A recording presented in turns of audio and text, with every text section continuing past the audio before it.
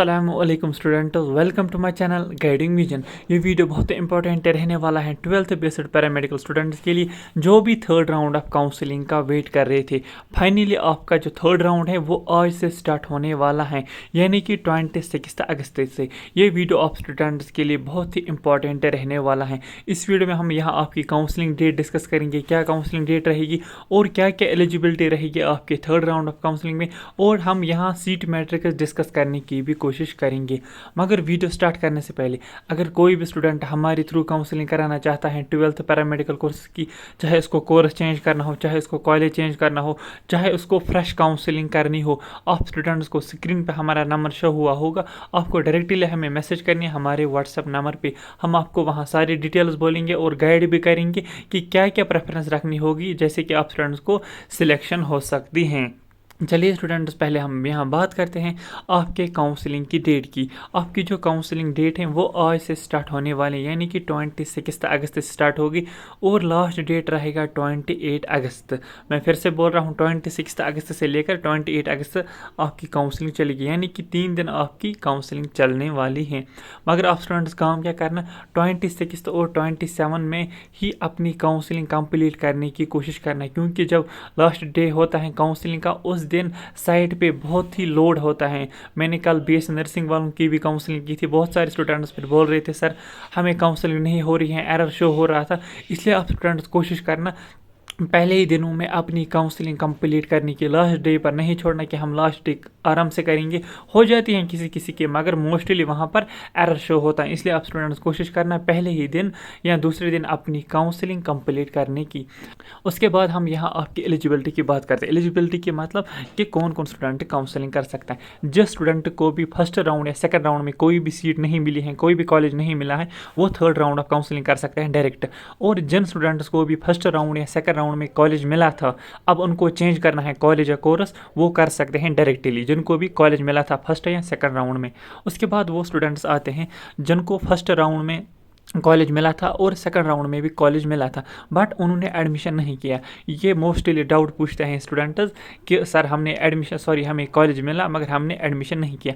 वो सब स्टूडेंट्स भी यहाँ एलिजिबल हैं, वो भी डायरेक्टली काउंसलिंग कर सकते हैं थर्ड राउंड ऑफ काउंसलिंग। आप स्टूडेंट्स को कोई टेंशन लेने की बात नहीं है। अगर आप स्टूडेंट्स ने एडमिशन भी नहीं किया होगा फिर भी आप स्टूडेंट्स यहाँ थर्ड राउंड ऑफ काउंसलिंग के लिए एलिजिबल हैं। इसके बाद वो स्टूडेंट्स आते हैं जिनको फर्स्ट या सेकंड राउंड में सीट मिली, मगर एडमिशन करने के बाद उन्होंने वहाँ एडमिशन कैंसिल किया। बहुत सारे स्टूडेंट्स ने एडमिशन कैंसिल किया होगा क्योंकि किसी जगह फीस स्ट्रक्चर ज़्यादा होता है प्राइवेट कॉलेज में, किसी स्टूडेंट को कॉलेज अच्छा नहीं लगता होगा, किसी स्टूडेंट को कोर्स अच्छा नहीं लगा होगा, इसलिए वो स्टूडेंट्स वहाँ एडमिशन कैंसिल कर सकते हैं। इसलिए आप स्टूडेंट्स भी थर्ड राउंड ऑफ काउंसलिंग के लिए डायरेक्टली एलिजिबल हो अगर आप स्टूडेंट्स ने एडमिशन भी कैंसिल किया होगा। नटशल में आप स्टूडेंट्स यहाँ समझो, जिस स्टूडेंट ने भी 12th पैरामेडिकल कोर्सेज का एंट्रेंस एग्जाम दिया होगा, चाहे उसका 1 पॉइंट हो, 2 पॉइंट हो, 0 पॉइंट हो, कुछ भी रैंक हो, आप सब स्टूडेंट्स यहाँ थर्ड राउंड ऑफ काउंसलिंग के लिए एलिजिबल हो। आप स्टूडेंट ज़रूर ट्राई कर रहा मोपअप राउंड में। मोपअप राउंड में आपके 90% चांसेस हैं आपको गवर्नमेंट सीट मिलने की, इवन आपको 95% भी हैं गवर्नमेंट सीट मिलने की।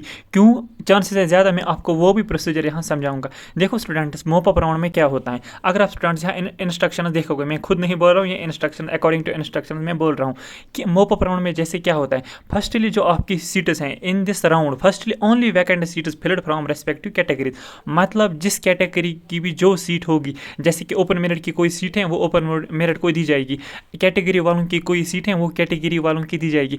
उसके बाद अगर कोई भी सीट वैकेंट रहती हैं, मोस्टली 60% सीट्स वैकेंट रहती हैं, ये मैं आपको कन्फर्म बोलता हूँ। वो वैकेंट सीट्स फिर अकॉर्डिंग टू मेरिट और आपके रैंक से दी जाएगी। मतलब आप सब स्टूडेंट्स को यहाँ चांसेस हैं गवर्नमेंट सीट्स मिलने की। अगर हम टोटल सीट्स की बात करें, टोटल सीट्स शायद 2000 एवो गवर्नमेंट सीट्स हैं, और अगर हम स्टूडेंट्स की बात करें, स्टूडेंट शायद 2100 स्टूडेंट्स थे। इसलिए मैं आप स्टूडेंट्स को बोल रहा हूँ हर किसी स्टूडेंट को चांसेस हैं यहाँ गवर्नमेंट सीट मिलने की। मगर जिस स्टूडेंट का ज़्यादा कम स्कोर होगा, जैसे कि 1 2 कुछ ऐसा ही, 1 2 रैंक होगी कुछ ऐसे ही, उसको दूर कॉलेज मिलने के चांसेस हैं, मगर गवर्नमेंट कॉलेज मिल सकता है। और जिनकी रैंक भी अच्छा है, स्कोर भी अच्छा है, जैसे कि किसी का 30 हैं, 20 एबो हैं, उन स्टूडेंट्स को अपने अपने डिस्ट्रिक्ट हैं, अपने अपने डिवीज़न में कॉलेज मिल सकता है। चलिए स्टूडेंट, देखिए कुछ बहुत ही इंपॉर्टेंट अपडेट जो मैंने आप स्टूडेंट्स के साथ यहाँ शेयर की। मैं यहाँ आपका सीट मैट्रिक्स भी शेयर करता, मगर ये वीडियो बहुत ही लंबा जाएगा। इंशाल्लाह मैं कोशिश करूँगा आपके सीट मैट्रिक्स पे जल्दी एक वीडियो लाने की। मैं आपको वहाँ डिटेल में समझाऊँगा कि किस कॉलेज में अभी कितनी सीट्स वैकेंट हैं। बाकी अगर आप स्टूडेंट्स को हमारे थ्रू काउंसलिंग करनी होगी, मैंने आपको ऑलरेडी अपना कॉन्टैक्ट नंबर शेयर किया है स्क्रीन पर, आप स्टूडेंट्स उस पर ज़रूर हमें मैसेज कर सकते हो।